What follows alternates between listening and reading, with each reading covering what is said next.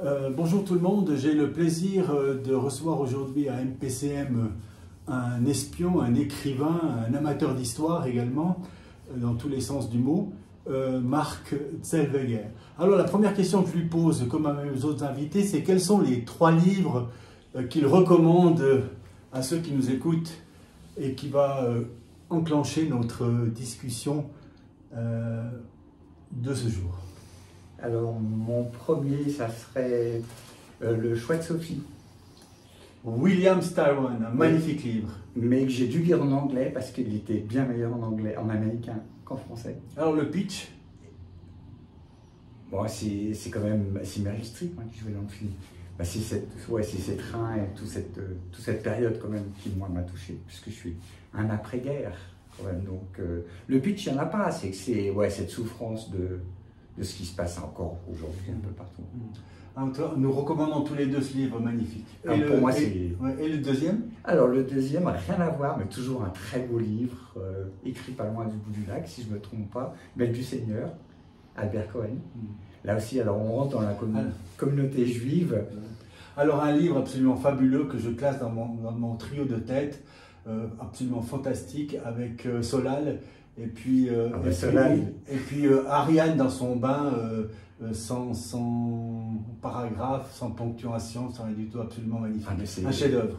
C'est un chef-d'œuvre. Et puis, un qui n'a rien à voir, enfin, qui est quand même un chef-d'œuvre, c'est de celui qui a commencé dans l'espionnage, chose que peu de gens savent, c'est Ken Follett, avec Les Piliers de la Terre. C'est un roman d'espionnage? Ah non, c'est pas du tout. Non. Ça, c'est un de ses premiers romans historiques. Mais il a fait 6 ou 7 romans d'espionnage qui se passent pendant la Seconde Guerre mondiale. Et tout le monde se foutait de sa gueule en disant « Ouais, de toute façon, il fait de l'espionnage, donc il ne sait pas écrire. » Et puis quand il est sorti, je ne sais plus, c'était pas Les Piliers de la Terre. Les Piliers de la Terre, c'est juste 2-3 romans après. Il y en a écrit un qui était de la blanche pure. Et les gens se sont dit « Ah, mais il sait écrire. » Et Les Piliers de la Terre, c'est la construction d'une cathédrale au XIIe siècle en province britannique. Et c'est les gens qui vivent de cette époque. Il a avec les rivalités, avec la peste, et c'est un chef-d'œuvre. Alors, j'ai pris l'habitude depuis quelques émissions de citer une définition avec une réaction à chaud d'un dictionnaire assez caustique, le dictionnaire du diable, et je me suis demandé rapidement, sans trop de réflexion, quel mot je pouvais offrir à un espion écrivain, et finalement j'ai choisi renégat. Alors j'offre ici la définition pour une réaction à chaud. Le renégat, insecte parasite qui, entrant dans la carcasse d'une tortue et découvrant que la créature est morte depuis longtemps, décide tout à coup préférable de s'attacher à une nouvelle tortue. Pour un espion, ça donne quoi comme réaction immédiate? Parce que j'aime bien, c'est rentrer dans la tortue. Parce que le propre d'un espion, c'est d'être quelqu'un d'autre. Donc après, non, on ne quitte pas la tortue aussi vite parce qu'elle est très pratique, la tortue. Après, on peut aller n'importe où, puisqu'on n'est plus le renégat, on est la tortue. Mais oui, c'est ça. Avant de parler du parcours très singulier, on va dire, de Marc Zellweger, je veux juste proposer les 3 livres de la semaine personnels, c'est-à-dire d'abord c'est les Accords Toltec dans une très jolie édition. Il y a les 4 premiers accords et le 5e que je recommande à tout le monde et qu'on peut lire et relire. Et puis ensuite un livre qui m'a intrigué à cause de sa 4e de couverture, Les Injusticiés d'un fan de cinéma, François Forestier, et sa 4e de couverture se demande que devient la loi quand elle est aux mains des injusticiés. Alors, je pense que ça c'est une question absolument fondamentale. Par contre, je dirais que c'est surtout un livre pour les fans de cinéma, du cinéma américain, et également c'est un croisement entre la période de la chasse aux sorcières aux États-Unis avec McCarthy et puis le procureur ignoble de Staline, Wyszynski. Effectivement, la loi était alors aux mains des injusticiés, c'est un euphémisme que de les appeler de ce terme. Et puis le dernier, c'est d'un auteur valaisan, c'est un polar de Jean-Yves Gabu, Les Disparus de la Foire, pour ceux qui aiment la bière, le vin et des aventures assez insolites. Et également en filigrane, ce que peut-être la profession de journaliste. Alors, quand j'ai rapidement préparé cet entretien, j'ai en face de moi finalement d'abord un spécialiste de l'histoire romaine, ou bien pas. Alors, comment on en vient à étudier à la Sorbonne l'histoire romaine? Parce que son papa est à Paris, qu'on fait ses études à Paris, qu'on ne veut pas faire comme papa. Et puis, donc je fais l'école prépa aux grandes écoles. Et puis après, je me retrouve, mais c'est assez rigolo d'ailleurs, parce que c'est de l'histoire dans l'histoire. Je me retrouve à Nanterre, où était Yann Le Goec et mon grand maître, et dont j'ai un trou de mémoire, ça va, Marcel Leclerc. Ils étaient tous les deux à Nanterre, Nanterre étant celle où la guerre, si je puis dire, de 68 a commencé. Eux étant plutôt de droite. Et puis en fin de compte, mon patron, j'ai fait la connaissance de Yann Le Goec, qui était le numéro 2 du département d'histoire romaine, avec qui je suis ami depuis maintenant 50 ans. Et puis, il m'a donné goût à l'histoire romaine. Et puis, on disait beaucoup de choses. Ben, ça fait partie de mon caractère. On dit beaucoup de choses fausses sur l'histoire romaine, des choses qu'on ne sait pas. Et puis, ben, moi, j'ai voulu gratter un peu plus. Et puis, comme mon patron a enfin eu sa tête, Marcel Leclerc a été nommé à la Sorbonne, là où il aurait dû être nommé depuis longtemps. Il avait été puni parce qu'il était de droite, donc il fallait le mettre ailleurs. Il a été nommé jusqu'à la fin de sa carrière, bah, je l'ai suivi, puis j'ai fait ma soutenance de thèse. Et puis, alors, aujourd'hui, avec du recul, qu'est-ce qu'on retient d'avoir, disons, être rentré dans les études d'histoire romaine? Non, mais, enfin, je sais pas si j'arriverais à répondre à cette question comme ça, mais quand je suis rentré dans un grand groupe américain... Ce qui a passionné l'étudiant. Moi, ce qui m'intéresse, c'est toujours l'envers du décor. En fait, dans mon caractère, c'est l'envers du décor. Donc, mais qu'est-ce que vous retenez de l'enseignement de l'histoire romaine? Même une anecdote ou... Alors, moi, je dirais que c'est plutôt l'élite française. C'est vrai, quand on va à la Sorbonne, qu'on prépare la grecque et qu'on a des profs qui arrivent, qui posent leur montre, qui vont parler d'un truc mais hyper chiant, hyper pointu, le rôle de la femme qui fait ses courses au XIIe siècle entre Lyon et Besançon, et que le gars il fait ses 59 minutes 30 secondes sans notes, sans rien, devant un amphithéâtre plein, et puis qui reprend sa montre et qui dit « Mesdames et messieurs, à la semaine prochaine », avec une clarté, il y a quand même tout un mode de fonctionnement que moi j'ai appris. Quand je suis rentré à l'université après les classes prépa, on m'a dit bah, vous venez des classes prépa parce qu'il y a la rigueur française des grandes universités que. Alors la Sorbonne maintenant elle décroche de ce que j'ai compris. Mais... et le droit romain, est-ce que ça... Alors le droit m'emmerde en fait. Je suis désolé maître, mais je me disais ouais ce serait peut-être bien que si je reste pas dans l'enseignement, que je fasse autre chose. J'ai fait du droit. Et le seul droit qui m'intéressait fondamentalement c'était le droit constitutionnel. Parce que c'était historique aussi. Et puis, j'ai eu un très très grand prof de droit constitutionnel français qui était absolument génial et passionnant. Mais c'était à nouveau quelque part, c'est pas avec ça que j'allais au barreau. Alors moi, l'idée était de dire, alors j'ai fait aussi du droit commercial à la Sorbonne, mais c'est pas... Avant d'être avocat et avant de pouvoir utiliser sa capacité personnelle, il faut quand même être bon en droit, et puis le droit me cassait les pieds. Pourquoi alors avoir passé ensuite, parce que ces deux branches a priori complètement différentes, passer de l'histoire romaine, de la Sorbonne, à des études de marketing, MBA, dans du commercial? Alors en fait, simplement parce que moi, mon but, il était clair, c'était de suivre mes deux patrons de thèse. Donc, c'était de devenir prof de fac. Et puis, à l'époque, en France, c'était assez compliqué. Il y avait quand même un certain dogmatisme qui faisait qu'on voulait envoyer les surdiplômés dans les écoles où il y avait des enfants qui ne parlaient pas très bien français. Mais il y a des gens qui font ça très bien. Moi, je ne suis pas fait pour ça. Et donc, j'ai voulu faire une reconversion à 26 ans. Et le plus simple, c'était rentrer dans l'industrie pharmaceutique. Et puis, un des grands groupes franco-américains avait bloqué les recrutements pendant très longtemps. Et tout d'un coup, ils ont embauché, je crois, 50 ou 60 personnes comme simple commercial avec une sacoche pour être délégué médical. Ce que j'ai appris un an après, quand on m'a promu, c'est qu'en fin de compte, ils avaient fait ça pour aller chercher leur futur directeur du groupe. Et ils en voulaient 5. Et moi, j'ai fait partie des 5. Donc j'ai fait 8 mois de délégué médical, dont 2 mois de formation. Et puis après, au bout du mois, on m'a nommé à un poste que j'ai refusé. Puis on m'a nommé 4 mois après à un nouveau poste que j'ai pris. Et là, ils m'ont payé mes MBA et tout mon marketing. Est-ce qu'aujourd'hui, une carrière qui passerait par des licences en lettres, parce que finalement l'histoire romaine c'est aussi une licence en lettres, et qui voudrait, mais dès le début, avoir comme objectif de travailler à l'international dans des grands groupes, est-ce que ça a un sens? En gros, est-ce qu'il y a une place aujourd'hui dans les business schools pour les littéraires? Ça faisait déjà la gueule, ça faisait déjà la gueule, mais ce qui est très très drôle, c'est que dans ce grand groupe, il y avait une copine qui était pharmacienne, elle s'est fait lourder 1 an après, parce qu'elle était beaucoup trop pharmacienne, entre guillemets, c'est pas méchant, mais elle était complètement formatée.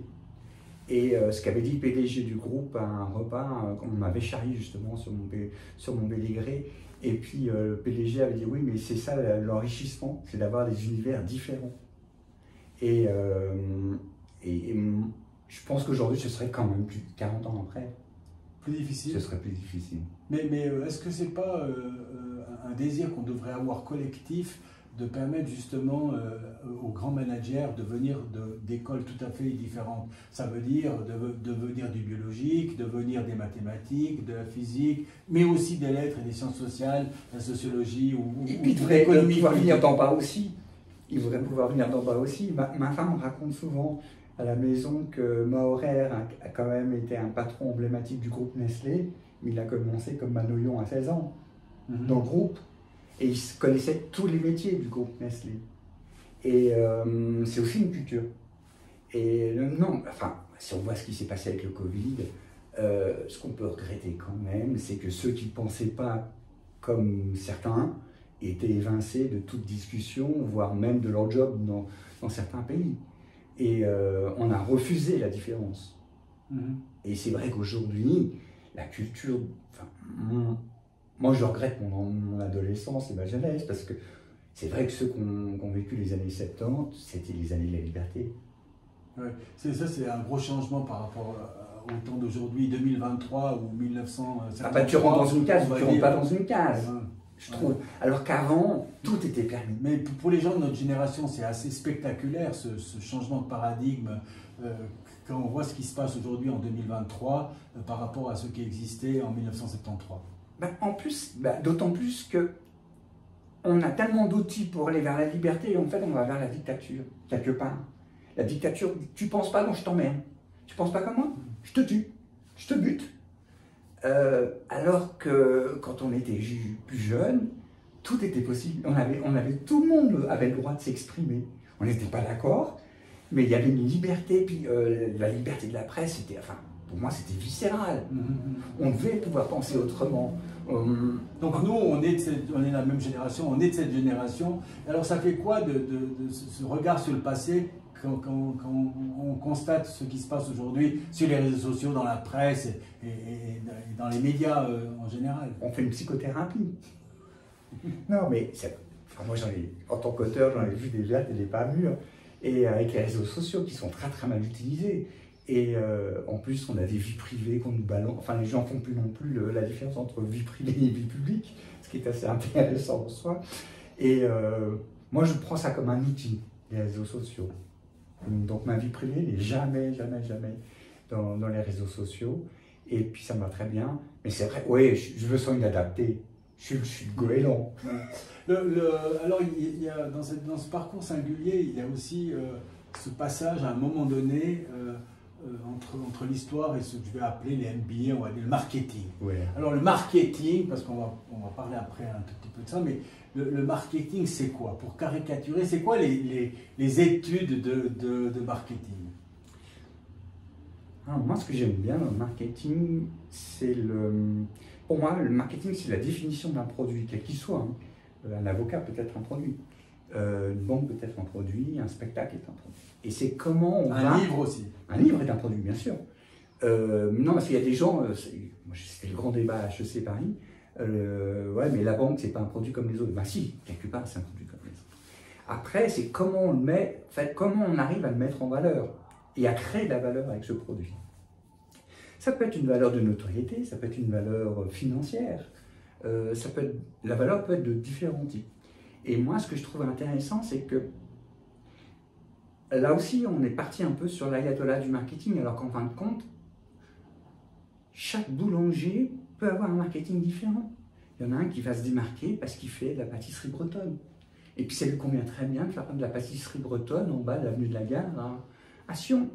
Il y en a un autre qui s'appelle Poilane en France, par exemple, qui est mort, qui avait voulu révolutionner le pain avec des vieilles recettes d'il y a 60 ans, machin, et il voulait couvrir le monde de pain Poilane. Et il avait un business avec des millions derrière. Ça reste du pain, au départ. Mais il y a le positionnement, il y a le choix. Et c'est ça que je trouve intéressant, c'est le positionnement. Ben, en l'occurrence, moi j'aurais très bien pu, il y a des gens au début de mes livres, on m'a dit, mais pourquoi tu fais que de l'espionnage? Et il n'y avait pas non plus, il y a 8-10 ans en arrière, il n'y avait pas autant de livres de polar qu'aujourd'hui. On va parler des livres naturellement après, mais dans ces livres-là, il y a de temps en temps des décisions éthiques à prendre.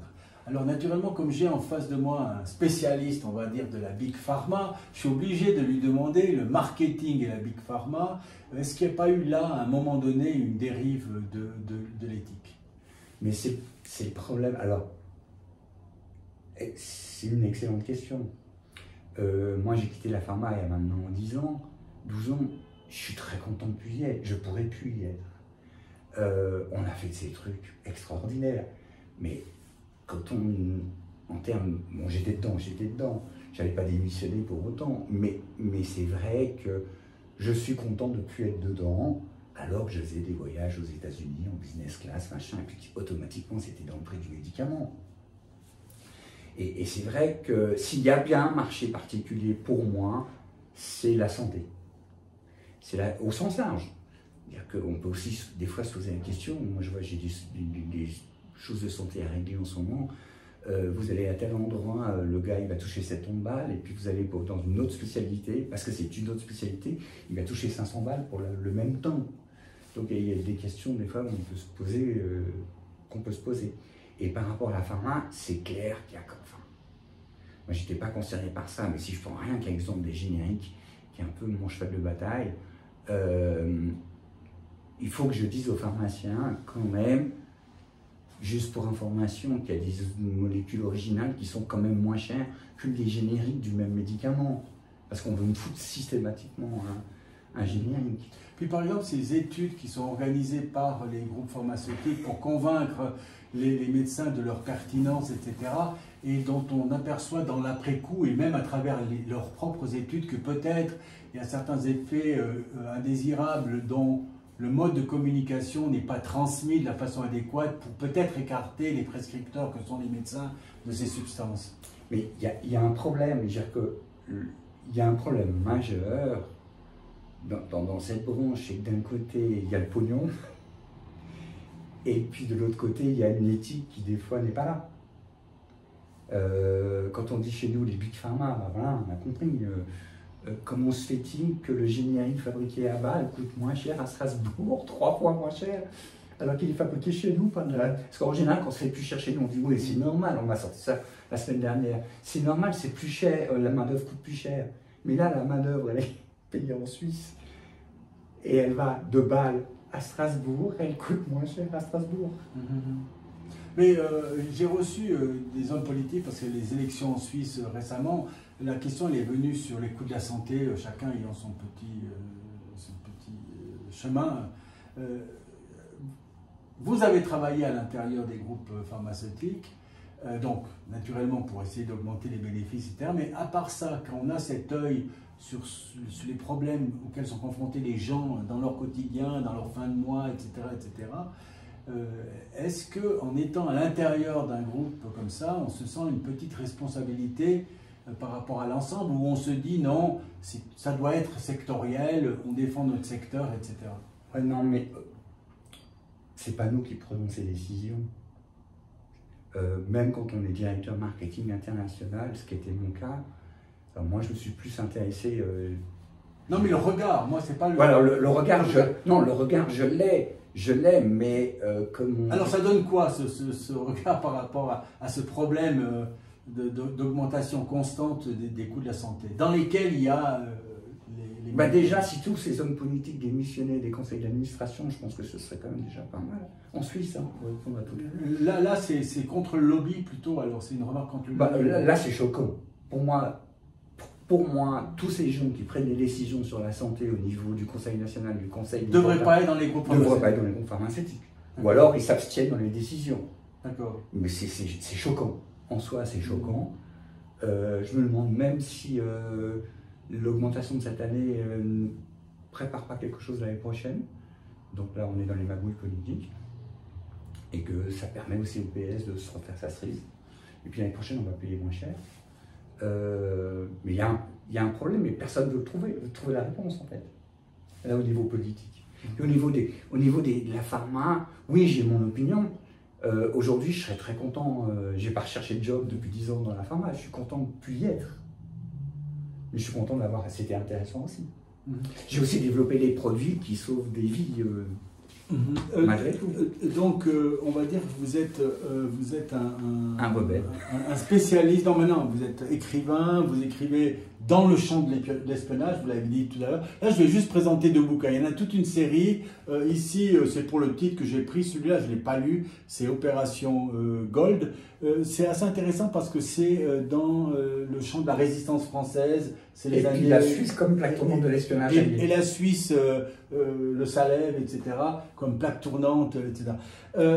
Donc j'ai lu 2 livres. Un que vous m'avez conseillé, c'est le premier, c'est l'entrée des faucons, voilà, l'envol des faucons. Mais pour cette discussion, je me suis attelé à celui-ci, qui est donc pour tout l'or de Srinagar. Alors, juste peut-être dire qu'est-ce que c'est Srinagar? Alors, c'est la capitale du Cachemire, en Inde. Voilà.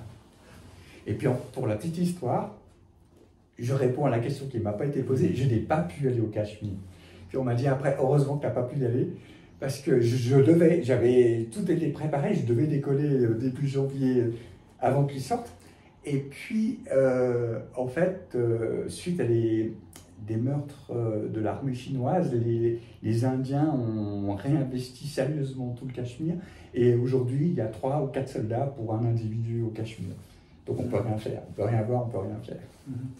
Alors, dans certains sites internet, on compare. Là, je dirais c'est un peu osé, parce que pour moi, c'est un des plus grands maîtres de l'espionnage. Je ne sais pas si Mark Selveger lui-même va le penser. C'est Ludlum, qui est fantastique. Hein. Là, ce n'est pas du Ludlum, on n'est pas encore à ce niveau-là, mais on est dans le monde entier. On passe de Sion, parce que l'aéroport de Sion joue son rôle comme plaque tournante du départ des avions du groupe SWORD. Hein. C'est ça. Alors déjà, comment avoir choisi ce mot, SWORD, pour définir, on va dire, les héros de Mark Selveger? Parce que dans tout, en fait, pour revenir à la genèse, c'est dans la série s'appelle Réseau Ambassadeur. Et dans le premier que vous avez lu, donc la mise en place c'est un service d'espionnage qui n'est non rattaché à un pays, qui est donc indépendant et qui est basé à Lutry. Il y a toutes les têtes pensantes à Lutry, puis à la fin du tome 1, ils vont s'installer au tome 2, dans le Valais, à Zermatt, où le patron qui a de l'argent va acheter un ancien hôtel au Governorgrad et va le transformer en centre d'entraînement des faucons, qui sont en fin de compte le bras armé, parce que dans tout service d'espionnage, il y a des têtes pensantes, mais il y a aussi des gens qui vont faire le ménage ou faire des opérations dangereuses, qui sont issus en général de forces spéciales.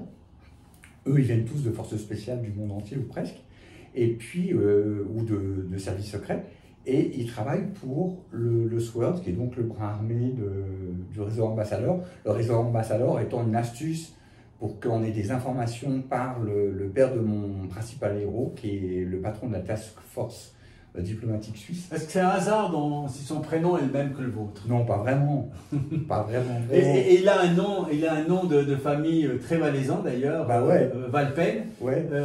Et est-ce que c'est un hasard si Valpen a été également chef du service, commandant de la police genevoise? Alors là c'est vraiment un hasard complet. D'accord. Complet, mais par contre, en fait, comme le père diplomate, il avait des terres du côté de Tech, il a eu une fortune quand ça s'est développé, et puis là, ils ont acheté aussi des terres à Lutry, c'est là que le centre s'est construit. Parce qu'en fin de compte, le fils est un spécialiste de marketing, comme par hasard, et qui était basé aux États-Unis. Et quand sa femme est décédée, il est revenu avec ses 2 enfants à Lutry, il s'est installé à Lutry. Voilà. Je dirais, en osant, que la caractéristique d'un livre d'espionnage, c'est qu'on peut spoiler la fin, parce que c'est pas la fin qui est tellement intéressante par rapport au livre. Et cette fin-là, c'est une fin, on va dire, presque romantique, hein, puisque ça n'a absolument rien à voir avec le livre, mais il y a un jeune enfant, Elliot, qui a eu quelques problèmes dans sa vie, on va dire, mais c'est pas... Et que le chef veut prendre soin de manière plus adéquate après cette mission. Donc on dégage quelques larmes sur la fin comme le chef, mais c'est pas le pitch du tout pour tout l'or de Srinagar. Mais c'est pas là que Rebecca revient avec Elliot en avion à Sion? Non.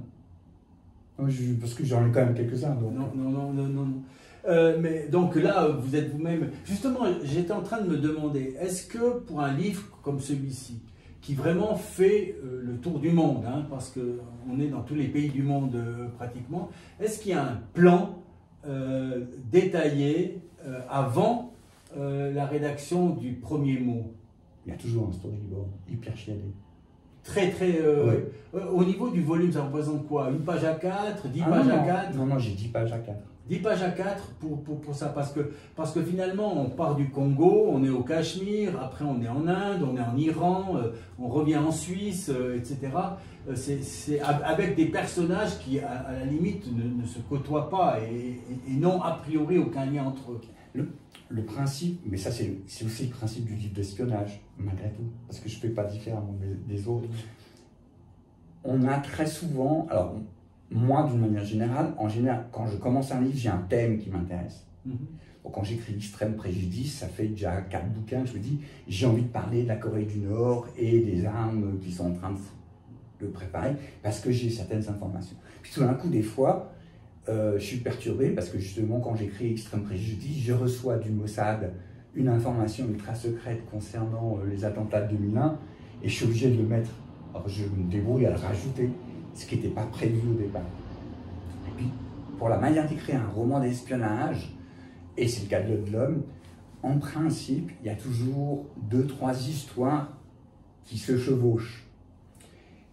Après, la question est de savoir si elles sont liées ou elles ne sont pas liées. Des fois, moi, dans mes livres, elles ne sont pas liées du tout, mais c'est assez rare. En principe, il y a toujours un lien. Des fois, les 3 sont liés, s'il y en a 3, mais à des degrés différents. Mais il y a toujours ce jeu de 2-3, et en plus pour moi, ça me permet de jongler quand j'ai envie de parler un peu d'Afrique, en même temps que je veux parler d'Iran, je peux me balader à différents endroits, sachant que mes gars vont un peu partout. Parce qu'il y a le service de renseignement et il y a le service d'action dans le même groupe. Il y a ceux qui sont sur le terrain, ceux qui réfléchissent, etc. Est-ce qu'on peut dire que les renseignements de manière générale se situe dans un champ qui est complètement hors du droit? Alors, je vais aller plus. En fait, le problème qu'on a aujourd'hui, et je suis très content de travailler avec eux, à nouveau, les gens que j'aime beaucoup, pour venir, les hommes politiques s'en mêlent. Moi, j'ai eu une période de ma vie, dans les années 90, où quand il fallait prendre des décisions, on les prenait, on n'avait même pas besoin d'aller demander à un Premier ministre, un ministre... On savait qu'il y avait un problème à un endroit, et comme moi je travaillais avec ces gens des actions clandestines, s'il fallait que Mamadou tombe d'un échafaudage à Genève, il tombait d'un échafaudage à Genève, et puis on n'avait pas besoin d'une autorisation. Aujourd'hui, ces messieurs, dames politiques veulent tout faire. On a un très bon exemple, malheureusement, avec ce qui s'est passé le 7 octobre. Moi, ça fait 15 ans que je dis que ce qui s'est passé le 7 octobre va arriver. Ça fait 15 ans que je dis que le Premier ministre Netanyahou emmène Israël sur la mauvaise voie. On l'a vu. Je suis un des rares à avoir pris la défense du Mossad, parce que je ne pense pas que ce soit eux qui ont fait la faute, en l'occurrence. Mais si c'était pas occupé, tout le monde rigolait quand je disais, mais même Madame Netanyahou va au siège du Mossad donner ses ordres. Je ne connaissais rien. Il a pour une fois, il a parlé de son frère, qui est une star, quand même dans le milieu des forces spéciales. Son frère est la seule victime des forces spéciales de Sayeret Matkal qui a attaqué l'avion d'Entebbe, quand ils sont allés libérer les Israéliens qui avaient été enlevés donc, en Ouganda. Et le colonel Netanyahou, qui était le futur général des armées israéliennes, est allé devant ces gars. Et c'est lui qui s'est fait tuer. Mais alors, pour la question du respect de la loi, est-ce que... On doit être hors la loi, si on veut. Ah voilà, c'est ça, c'était ma question. Mais en réalité, un service de renseignement, par définition, il doit être hors la loi. Bien sûr. Alors maintenant... Mais par contre, on ferme sa gueule, on n'a pas besoin de le dire. On fait, on fait. Mais, et puis normalement, l'État... Alors qui c'est qui va donner le chemin à suivre finalement à ces gens-là? Alors, la question est intéressante parce que il y a deux...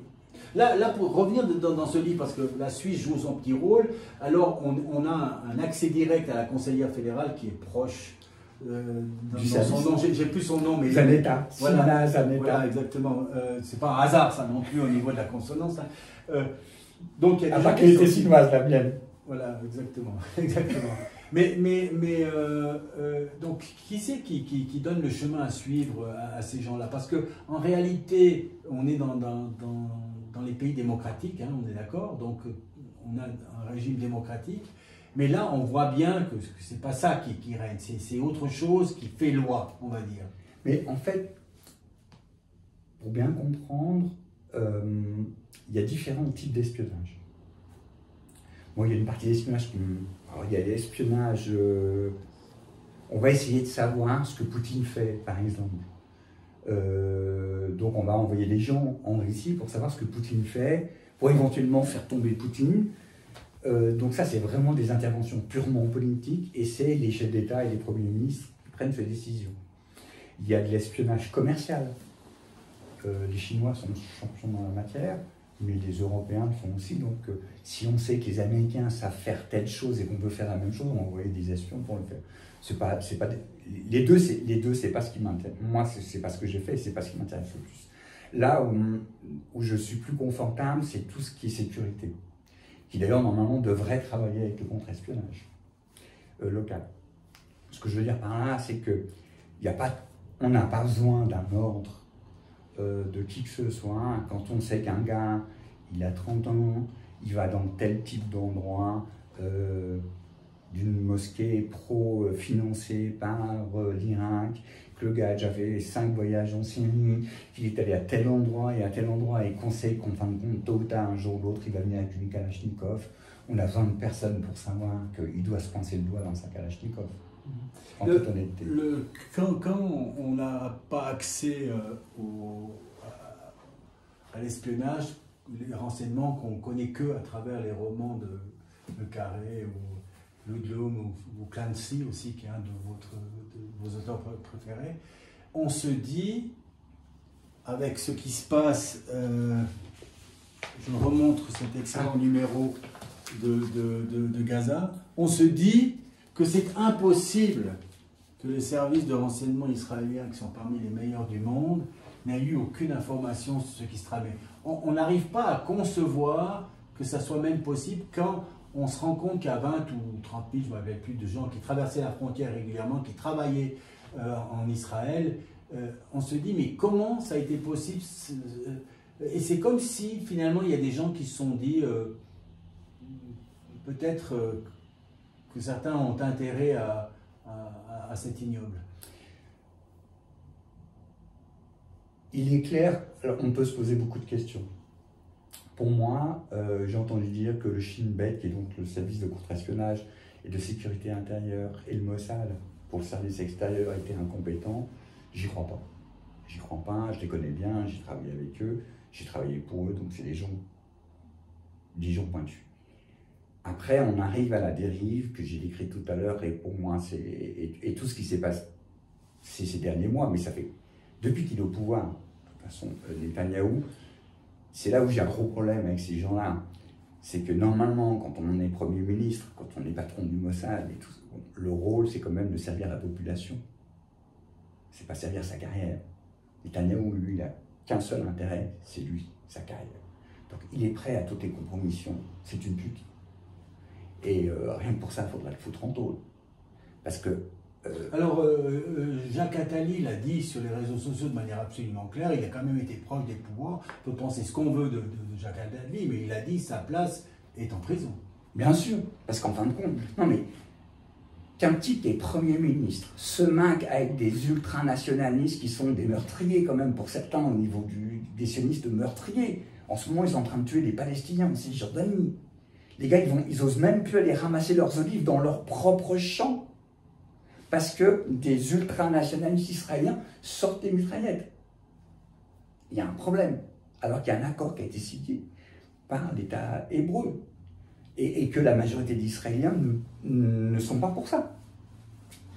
Et Netanyahou, si on prend l'exemple de la nuit du 7 au 8 octobre, il a trouvé le moyen de laisser 10% de l'armée disponible parce qu'on les a envoyés en vacances pour les fêtes de Kippour. Donc il n'y avait personne en bas. Et puis, il voulait protéger ses copains des colons. Donc il les a envoyés en Cisjordanie. Et puis moi je suis sûr et certain que la preuve que c'est... Alors peut-être qu'il y a un coup fourré du Mossad pour faire tomber Netanyahou, ce serait tout à fait possible, je l'aurais fait. Mais par contre, ce qui est quand même surprenant, et ça on n'en parle pas beaucoup dans la presse, décembre 2016, Lieberman, qui est quand même un nationaliste sioniste pur et dur, ministre de la Défense, envoie un courrier à son Premier ministre Netanyahou et il dit « Attention, ça va péter. Attention, il y a des trucs qui sont en train de se faire. » C'était donc il y a 7 ans. Maintenant, si on se met à la tête du chef du SWORD, avant qu'il s'occupe de son petit-fils Elliot, qu'est-ce qu'il proposerait comme solution raisonnable à ce qui se passe à Gaza? Je dirais que ce qui se passe en ce moment depuis un mois,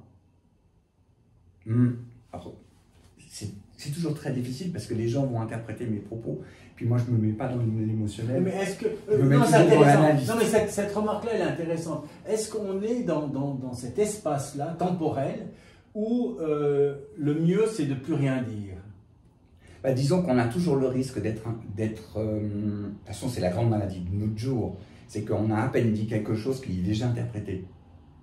Et complètement, des fois complètement à l'inverse de ce qu'on a dit. Et le fait est que quand on fait la guerre, quand on fait l'espionnage, il y a toujours le risque d'un dérapage, il y a toujours... Et puis la guerre est de toute façon désastreuse pour tout le monde. Et une des rares choses intelligentes qu'a dit Macron ces 20 dernières années, une vie vaut une vie. Donc une vie palestinienne a autant de valeur qu'une vie israélienne. Après, quand on est dans une situation politique donnée, et on ne peut pas quand même oublier que le système du Hamas est quand même de pourrir la vie des Palestiniens. Hier, j'ai écouté un reportage qui était quand même génial. On pourrait dire, ouais, quand même, les pauvres, ils sont martyrisés, donc c'est normal que le Hamas veuille se défendre, machin. Les 3 plus grosses têtes politiques du Hamas ont 2 milliards de dollars sur leur compte. C'est pas les Gazaouis qu'on profite, c'est eux. Les Gazaouis, ils crèvent la faim, ils bossent pas parce que c'est compliqué avec Israël, qui fait tout pour pas qu'ils bossent. Mais le pauvre individu de Gaza qui pense qu'à une chose, c'est vivre. On lui empêche ça. Mais là, on est dans une situation où c'est clair de toute façon. Alors heureusement, parce que j'ai un ami turc qui m'a dit vous croyez que ça va chier, machin? J'espère que non. Heureusement, Blinken et Biden font pression sur Netanyahou. Et puis, il y a quand même Benny Gantz qui est dans le gouvernement de guerre. Et Benny Gantz, c'est chef d'armée quand même, ancien chef d'état-major. Donc, oui, il tape. Oui, il tape. Oui, il y a des enfants qui sont tués, mais on ne sait pas les chiffres, puisque les chiffres donnés sont donnés par le Hamas, et on sait très bien que le Hamas dit ce qu'il a envie de dire. Quand ils sont une information, il faut toujours la prendre avec beaucoup de pincettes. Mais en même temps, on ne sait pas combien de soldats de Hamas sont tués. et certainement bien plus qu'on pense. Les chiffres, on pense qu'ils ne sont pas louches. Et quand on veut essayer d'investir une position de commandement chez l'adversaire, qui est par exemple sous un hôpital où on sait qu'il y a des enfants, etc., comment on fait quand on est dans le SWORD et qu'on est dans la peau de Mark Walpen pour envoyer des troupes pour faire quelque chose d'intéressant pour les déloger? Alors là, en fait, c'est ce qui se passe en ce moment. Hein. Ils sont déjà chez Shifa. C'est ça, il y a Red McCall qui est, donc c'est la meilleure force d'élite d'Israël. C'est des commandos qui savent se battre. Ils vont rentrer dedans et prendre un par un. Alors là, eux, en l'occurrence, à la différence du SWAT, eux, ils sont en uniforme militaire. Bon. Normalement, il ne faudrait pas être en uniforme. À l'évidence, quand on lit ce genre de livres, on se dit qu'il y a des renseignements qui viennent d'un peu partout, mais également, je pense, de la presse. Vous êtes un grand lecteur de presse internationale ou bien pas? Disons que pour moi, on a à peu près 90% des informations dans la presse. On a tout. Alors là aussi, on a un sujet intéressant. Ça demande beaucoup de travail parce qu'en fin de compte, aujourd'hui, les journalistes ont un peu tendance à reprendre ce que Reuters a dit, donc on répète, et d'ailleurs le message est le même, il ne change même pas la phrase. Puis quand on gratte, ce qui est mon cas, quand on va dans différentes langues, dans différentes cultures, et qu'on écoute, on n'entend pas toujours la même chose sur le même sujet. Puis moi, c'est à ce moment-là que je tire le fil, parce que je veux comprendre. Et on a beaucoup. C'est vrai qu'aujourd'hui, il y a beaucoup d'informations, et moi, quand j'étais aux affaires, c'était notre job. Il y a des opérations dont on parle encore aujourd'hui, 30 ou 40 ans après, des opérations qui ont quand même marqué le monde entier, qui ont été faites, mais ce n'est pas forcément la version précise de ce qui a été fait. Et c'est ça qu'on a donné à la presse. Lorsque j'ai reçu l'aval de Mark Zellweger de venir sur ce canapé, j'ai été chez ma libraire et j'ai demandé un ouvrage. Puis en fait, il y a 2 titres qui sont venus. J'ai finalement choisi celui-ci pour tout l'or de Srinagar, sans savoir qu'est-ce qu'était Srinagar. Mais en fait, ce qui a dicté le moment, c'est pas du tout le titre, c'est plutôt l'épaisseur, parce que j'avais peu de temps pour lire, je voulais le finir avant que vous soyez ici dessus. Autrement, j'aurais pris ce livre a priori, Double jeu. Alors, j'étais en train de me demander à un homme de marketing, est-ce qu'il pense qu'il a plus de chances de vendre le livre avec tout l'or de Srinagar ou bien Double jeu? Moi, lecteur, j'achète Double jeu et pas tout l'or de Srinagar à cause du titre. Il y a certains titres, je dirais, insolites dans la formulation qui font que j'aurais plutôt tendance à m'en écarter. Alors, comment on choisit un titre? J'essaie quand même que ça ait un sens, mais il faut que ça me parle aussi. Le titre qui marche le mieux en termes de titre, c'est Panique au Vatican. Ça, j'en ai vendu des milliers en numérique, parce que dans le monde entier, on l'a acheté. Parce que ça parle à tout le monde. Puis la couverture avec l'avion au milieu de l'Everest, ça parle à tout le monde. Mais après, moi, c'est une question de feeling aussi. Pour être honnête, il y en a un qui sort prochainement dans 15 jours. Ah oui, le prochain? C'est Mission Nautilus. C'est le 2e de la série Cold War Jeux d'espion qui se passe entre 48 et 62. Bon, dans celui-ci, il y a aussi une histoire de sous-marin, hein, j'ai oublié, qui joue un rôle assez décisif à un moment donné, hein, l'US Alabama, hein, c'est ça. Peut-être juste expliquer... Je me souviens même plus du sous-marin, je dis une bêtise. Moi, dans celui-là, en fait... En fait, dans ce livre-là, a été décidé en très petit comité, de feinter un sous-marin qui coule et qui est donc hors radar, juste à la frontière de l'Iran, puisqu'à un moment donné, on dit que l'intervention, ça se jouait à 2 mètres des eaux territoriales. Ça, c'était l'idée du poisson, en quelque sorte, pour attirer... en fait, c'était l'insecte pour faire en sorte que les gens dérapent en quelque sorte. Ça aurait pu déraper vilainement, puisqu'on voit sur la couverture un missile qui ouais, mais le missile de la couverture, c'est aussi le missile, parce qu'en fin de compte, l'OTEM, mais on est toujours dans le même monde, l'OTEM, c'est quand même, ces armes nucléaires, ces missiles nucléaires qui sont au Pakistan, mais qui en réalité appartiennent à l'Arabie Saoudite, qui officiellement n'a pas signé d'accord puisqu'elle n'a pas officiellement d'armes nucléaires. Mais en réalité, elle les a au Pakistan. Et ça, on ne le dit pas beaucoup. Alors, je me suis demandé en lisant ça si cette information était dans le champ de la vérité ou de l'imaginaire. Parce qu'effectivement, on a des troupes à un moment donné qui sont à la recherche du missile, des missiles perdus ou volés ou capturés ou comme on veut. Et puis finalement, on trouve effectivement des troupes d'Arabie Saoudite au Pakistan. Est-ce que ça, c'est... Alors les troupes au Pakistan, je l'ai inventé. Mais le coup des ogives nucléaires, tout porte à croire que ça a été financé et que c'est l'Arabie Saoudite qui est derrière le Pakistan. Et puis alors, le Cachemire, le Cachemire, ça devrait être un État paradisiaque. Et finalement, il est pris entre deux puissances qui ne s'aiment pas trop, liées à des accords politiques antérieurs. On est un peu dans la situation Israël-Palestine. Oui, un peu. Ouais, on est un peu là. Enfin, il y a plusieurs phénomènes. Il y a ça, bon. Et puis en même temps, ce qu'on a, on a à l'est de la Chine, on a au milieu l'Inde, et à l'ouest, on a le Pakistan. Le Pakistan a toujours contesté cette bande en disant que ça leur appartenait. Quand il y a eu la partition de 1947, si ma mémoire est bonne, ça a été coupé comme ça et les Pakistanais n'ont jamais accepté. Mais les plus virulents aujourd'hui, les plus agressifs, c'est les Chinois. Les Chinois sont assez agressifs et ils tirent très souvent. Les Indiens répondent, et puis bon, voilà, il y a 10 morts, donc on recommence le mois prochain. On se fait une bouffe à une raclette. Il y a des cartes, hein, pour ceux qui... Ouais, il y a toujours des cartes pour ceux qui veulent ça. Maintenant, le rôle de la religion dans les services de renseignement. Est-ce que c'est quelque chose qui est analysé dans le détail ou on est dans un système ultra laïque où on se dit que c'est juste les forces qui sont importantes, c'est pas leur capacité culturelle, etc.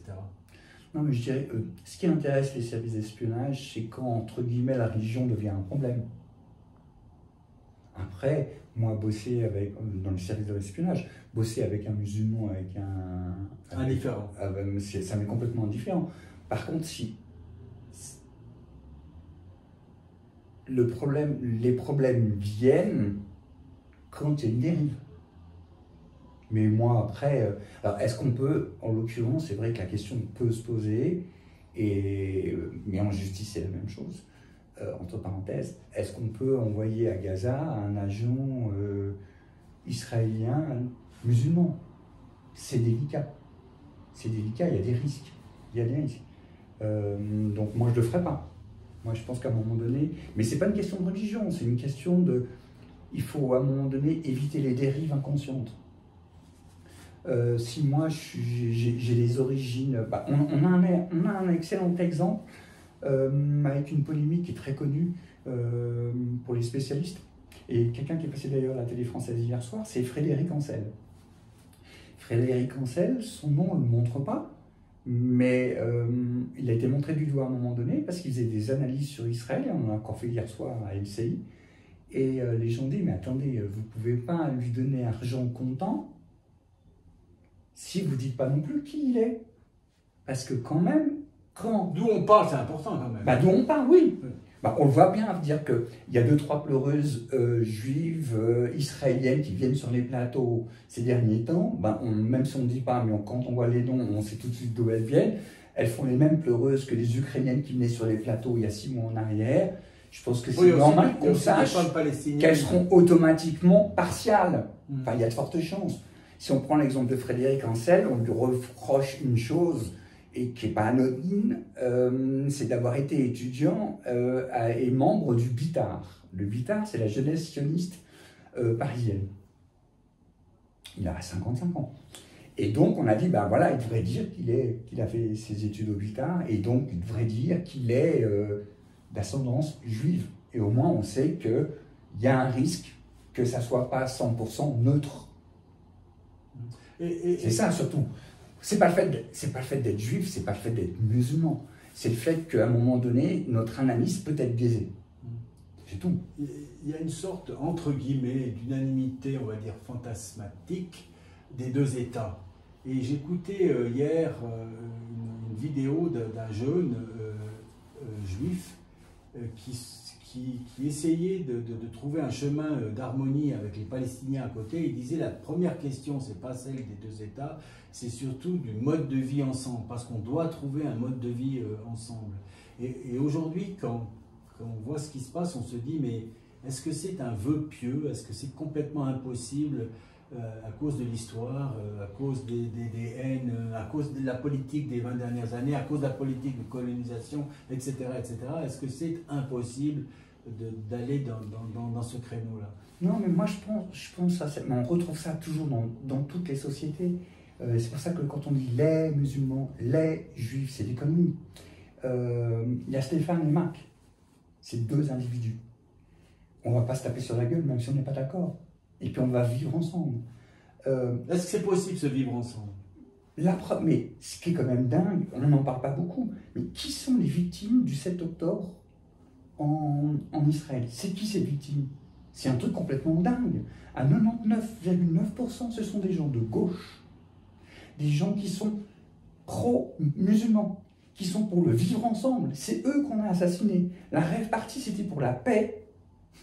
Les gens des kibboutz, c'était des gens qui vivent paisiblement et qui veulent vivre en paix avec leurs voisins musulmans. C'est eux qu'on a assassinés.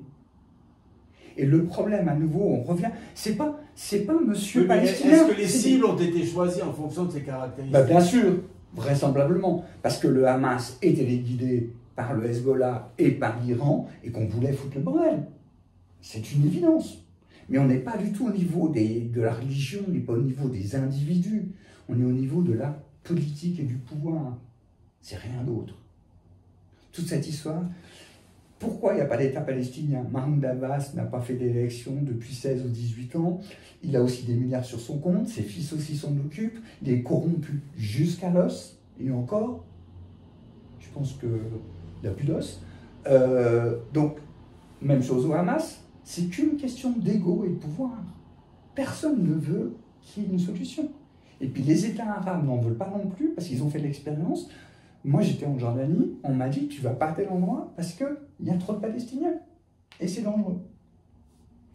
Partout où ils sont allés, ils ont voulu créer un État palestinien à l'intérieur du pays. Et donc l'Égypte, la Tunisie, la Libye, aucun de ces pays n'en veut. Donc il n'y aura aucun Palestinien qui va rentrer en Égypte, ça c'est certain. Donc ni en Jordanie. Il y a une volonté de ne pas trouver de solution. Oui. Mais oui. Est-ce qu'il y a une volonté non, ça c'est un gars qui n'est peut-être pas très bien choisi, mais on parlait avant de la santé, hein, des coûts de la santé, etc. Est-ce qu'il y a une volonté de ne pas trouver de solution? Est-ce que c'est ça, de temps en temps, dans ces énigmes desquelles on n'arrive pas à sortir, on se dit que les protagonistes autour, ils ont un intérêt à garder une situation instable, parce que finalement, leur risque d'avoir une solution plus précaire est trop important par rapport au risque du changement qui pourrait améliorer l'ensemble. Mais c'est clair que l'Iran en l'occurrence, c'est quand même arrivé au moment où il y avait les accords d'Abraham qui venaient d'être signés. Donc l'Arabie Saoudite allait reconnaître Israël, comme par hasard. Or, moi j'ai très bien connu la période des deux guerres du Golfe. Et contrairement à ce qui était dit, on savait où était Saddam Hussein. Et il y avait des gens que je connais qui étaient sur place, de différents pays.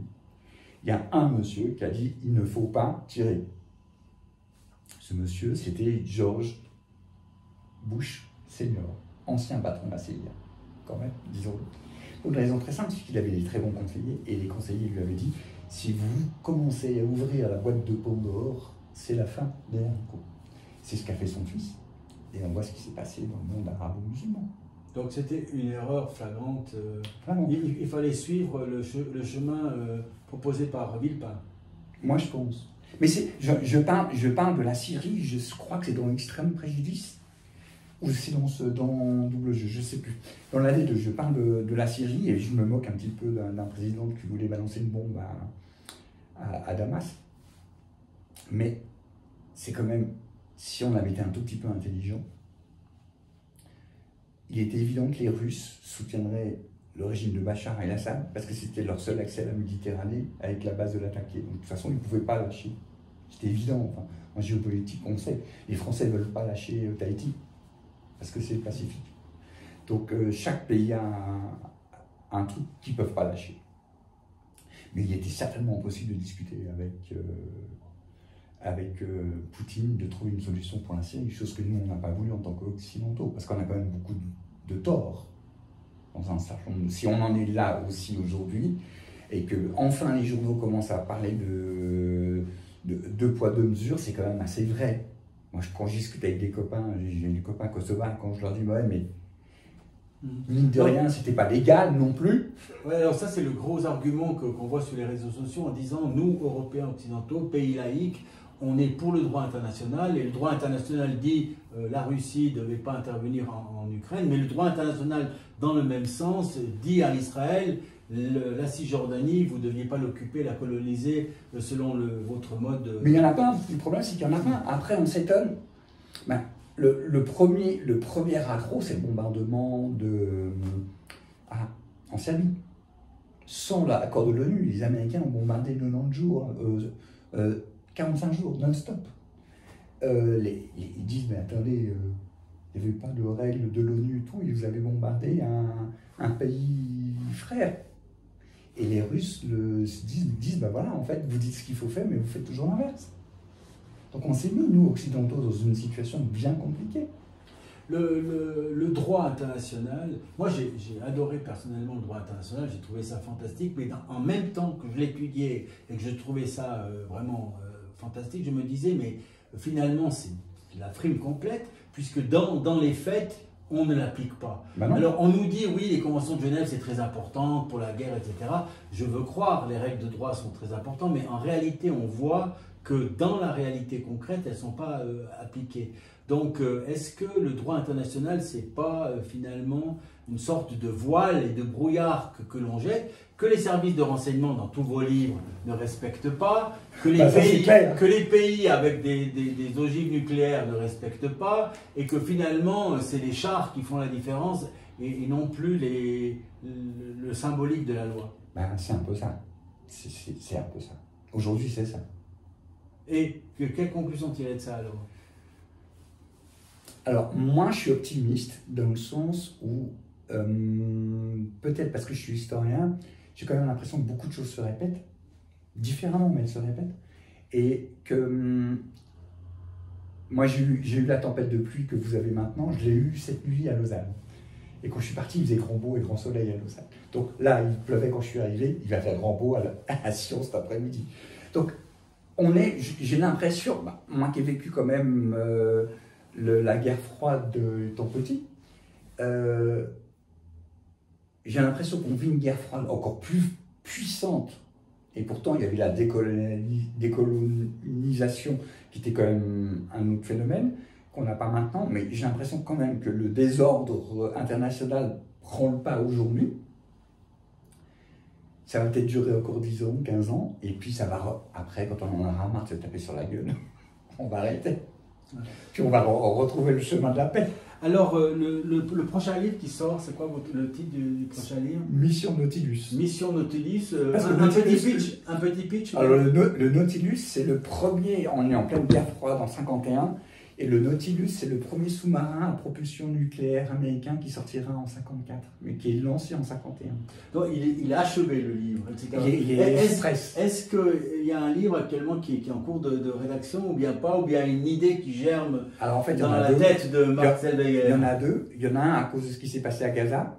Je suis sûr que Stéphane va adorer le titre. Et puis celui qui sort au mois de mai. Ça s'appelle comment le titre? Attends, je dirai après. Celui du mois de mai, c'est le tome 5 de cette série. Le tome 7, pardon. Le tome 7. Et il s'appelle Bon baiser d'Odessa. Et puis le 8e, il va s'appeler Talion aiguillé. Alors moi, je ne peux que vous recommander celui-ci pour ceux qui aiment les romans d'espionnage. Et selon la formule consacrée, merci pour ce moment, Marc. Merci Stéphane.